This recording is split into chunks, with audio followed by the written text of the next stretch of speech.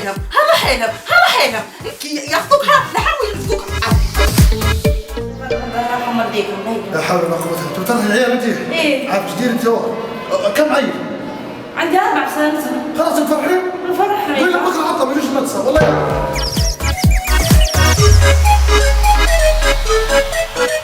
انت يا مخرج بالنسبه لي انا نحرم اسطاحات، انا ما عادش نبي ولا اسطاح نعطي منها تغطيه. والله جاي نحلل في السكر. حلو مسكر؟ لا سكر حلال من زمان، وين تحللنا الحاجات اللي ما زال ما تحللها. والبيبي يعصر البيبي يبكي باش يطلع زيت بيبي صح؟ صاحبي امك والله يا صاحبي اصلا ابو السودان جاي انا خطوك قال لك يا غالي انت تطلع تلفزيون